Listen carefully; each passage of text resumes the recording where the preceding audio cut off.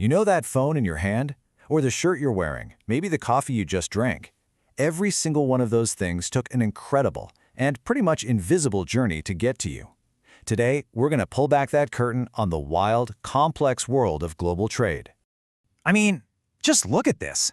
It's a journey that involves these massive ships, mind-boggling logistics, and a whole web of rules that stretches across the entire planet, all to connect a factory somewhere with you.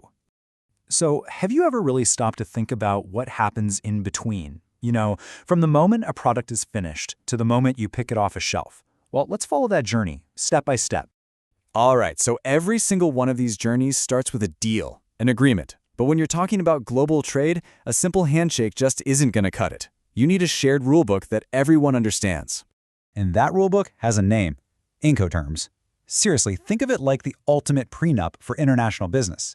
It lays out in black and white who is responsible for the product and, this is the crucial part, when that responsibility gets handed off from the seller to the buyer. So let's look at the two big extremes here. On one side, you've got EXW, or EXW. That basically means the seller's job is done once the product is ready at their own warehouse. The buyer has to handle literally everything else. But on the other end of the spectrum, you have DDP, Delivered Duty Paid, where the seller is on the hook for the entire journey, right up until it lands on the buyer's doorstep. And picking between these isn't just a small detail. It's a huge strategic decision that can totally change a company's financial risk and, its bottom line. Okay, so the deal is done, the goods are on the move, and then they hit their first major obstacle, an international border. And this, my friends, is where things can get really tricky. Now here's something that might surprise you.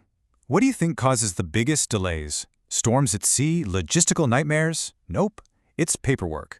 Simple, totally avoidable mistakes on customs forms. On the surface, the process looks pretty straightforward, right? The shipper fills out the forms, a customs broker gives it a once-over, and if it all checks out, the shipment gets the green light. But oh boy, the devil is in the details of that very first step. So what it really comes down to is avoiding these simple mistakes. Using vague descriptions like parts or gifts, that's a huge red flag for customs officials. Same goes for missing contact info or a declared value that just doesn't seem right.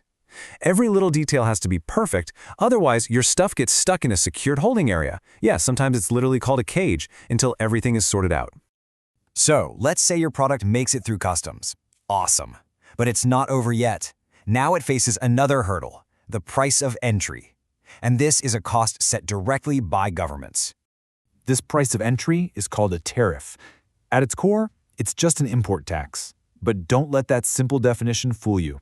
It's one of the most powerful tools a government can use to shape the flow of trade. So why do they do it? Well, it usually boils down to a few key reasons. 1, to make money for the government. 2, to protect their own local companies by making foreign goods more expensive. And 3, they can be used as a bargaining chip, a way to put political pressure on other countries. And here's the thing. These tariffs don't hit everything equally. Check out these numbers. In just a few months, the price impact on electronics is expected to go up by 1.3%. But then, whoa, look at apparel. It's projected to jump from 3.7% all the way up to 17%. That just shows you how tariffs can be used like a scalpel, targeting very specific industries. So, why should you care about all this? Well, because those costs, they almost always get passed down to you. One analysis estimates that by 2025, these tariffs could add up to about $3,800 in extra costs per year for the average U.S. household. That's real money. And experts are definitely taking notice. I mean, listen to this quote from Daniel Chornis at RBC. He basically says that just as we're getting over one major inflation shock, tariffs are showing up as the next big challenge to keeping prices stable.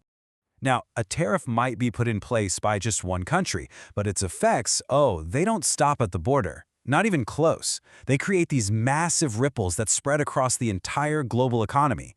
Right, so the key thing to get here is that this goes way beyond the price of your t-shirt.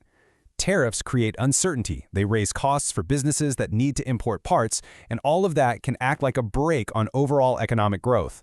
And you can actually see that slowdown right here in the forecasts. The projections for 2025 GDP growth in the US, Canada, and Europe are all pretty modest. And if you look at the note, analysts are pointing to the economic drag from tariffs as one of the reasons why.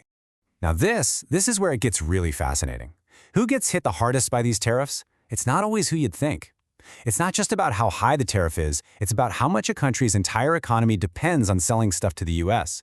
Just look at Mexico and Vietnam. Because such a massive chunk of their GDP is tied to U.S. trade, they are incredibly exposed to these policy changes. And that pressure often kicks off a domino effect. Other countries strike back with their own tariffs, companies start scrambling to find new suppliers, and before you know it, the entire map of global trade can start to get redrawn. Which really brings us to the big question, doesn't it? We've gone from a simple sales agreement all the way to a massive global economic shift, all from the journey of a single product. It really makes you wonder, in a world that is this interconnected, can any country's trade policy ever really be just a domestic issue?